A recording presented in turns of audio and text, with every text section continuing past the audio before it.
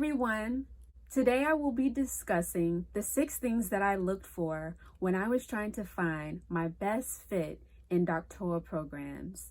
Before I get into that, I would just like to say thank you to everyone who shared my video and hi to all of my new subscribers. I can't wait for you all to see what all I have in store. So let's get right into it. When you're looking for a doctoral program, you want to make sure that you find somewhere that will be your best fit, because typically you will be at that program for 4 to 6 years, depending on the structure of the doctoral program. So you want to find somewhere that you're really going to enjoy, somewhere that you'll be excited to grow and learn and develop as a psychologist. One thing that I looked for was accreditation. I was looking for APA or American Psychological Association accreditation, and also for school psychology programs, I was looking for NASP or National Association of School Psychologists approval.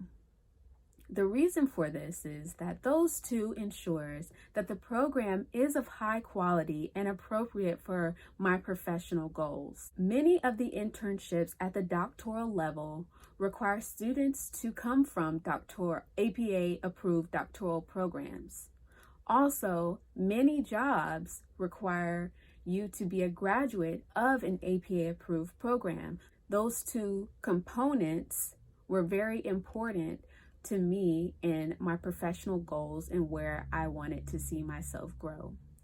Now, if a program does not have those two things, that does not mean that it is not of high quality. Those are just 2 things that I personally was looking for when looking at my professional goals and how my graduate school experience would play into that. Next, I looked at program stats. Now, if a program is APA approved, they will typically display program stats somewhere on their program's homepage or somewhere around there. They will display their program stats. If they don't have it there, they will typically have it on the APA program approved website, which I will include a link down below. So when I was looking at program stats, I was looking at a few things. I was looking at the previous class admittance stats, such as their GRE, the average GRE, the average GPA, and then I looked at other previous class stats, such as how long does it typically take to complete the program without a master's and with a master's. Also, program stats will show you internship data from students in the program. It might not always show where they went, but typically they will show if they went to an APIC or APA approved internship. They will show the setting, such as was it school. Some of them will just say the district or just different details of where the internship is. So those are the different things that I personally was looking for with program data. Next, program details. Now this is really important. So with program details, number 1, I was looking at location. I was really not a stickler for where I went in terms of location, as long as it was on the East Coast. That was important to me. I wanted to stay on the East Coast. So next, I looked at the focus of the program, because some programs have a strong focus in different areas that might not match your program goals. So you want to make sure that the focus of a program is something that you can see yourself really growing in. Next, I looked at faculty diversity. I wanted to look at diversity in terms of research interests, teaching styles, and what they give to the profession in the program and outside of the program. Many faculty members may belong to different organizations at the state and national level and hold leadership roles there. And because I wanted to begin developing my leadership skills, I was looking for a program that had that, or had someone doing that, so that I can also learn from them. So that was really important to me. Next are concentration options. Some programs will offer concentration options, such as concentrating on MTSS or systems levels change, or different things like that. And when I say concentration, that just means that you might take a little bit more classes geared toward that, or have more experience doing that when you go on your different practica throughout your doctoral journey. Also, I just thought of another thing while I was talking about location. Location is also important when you think about where the school is and where you will have your practica experience, because you want to know the community in which you will be serving in for the time being while you're in that doctoral program. So if you're looking to get experience with a certain community or population, you want to see where are students going in terms of practica, also internship or different things like that. So location is important. Next, I looked at funding packages. I will have to make another video about funding because there's a lot to say about it and I really want to go through it in detail.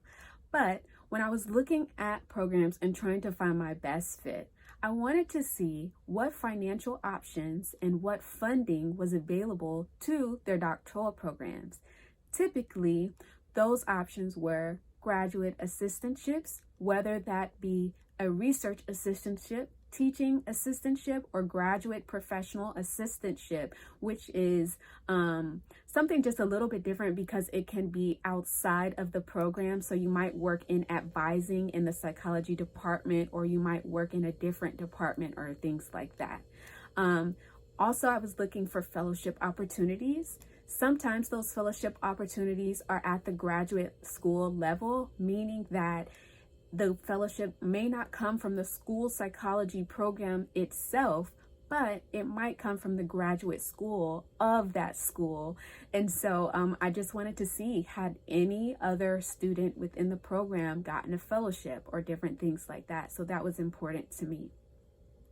The next thing that I looked at was student engagement. As I have discussed before, I really wanted to look at developing myself as a leader and also being greatly involved within the community and the profession of school psychology. So I wanted to see if a program encourages their students to participate and be engaged in national organizations and also state organizations and even campus organizations. And if they do encourage that, how do they do that? Do they provide funding for students to go to conferences? Do they mentor students and bring them along into what they're a part of within an organization? Or do they just provide opportunities and openings that they see that best match a student's interests and what they're passionate about? And the last thing, which might not apply to everyone, was transfer credit options. Typically, transfer credit options may not always be something or a standard that is created by the program. It might be created by the graduate school department, which is where the graduate program is housed in. So sometimes they will take 12 or sometimes they will take more. So for me, because I had a master's degree, I wanted to find a program that will kind of take most of my credits, or as many as they could, and that was important to me. Those were the 6 things that I looked for when finding my best fit. I do have a tip though. When you're looking at these 6 things, I would encourage you to create an Excel sheet so that when you're gathering this information, you're able to compare information from one program to another, and then you can begin ranking things on your end so that you can see, okay, this is here in terms of stats and this is here in terms of faculty and different things like that. Going back to programs and looking at programs, at the doctoral level, you will have to choose 1 to 2 people that you wish to work under.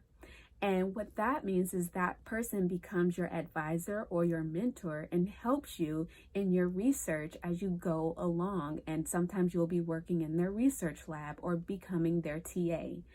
I will touch upon that in another video so that we can keep the times kind of short. I hope these 6 things helped you, and I hope that they kind of give you some type of guide to what you're looking for. I know that the doctoral application process can be kind of stressful and frustrating, but please know that I'm here and I'm hoping to send out more information and guide you along the way, just as many people helped me to do.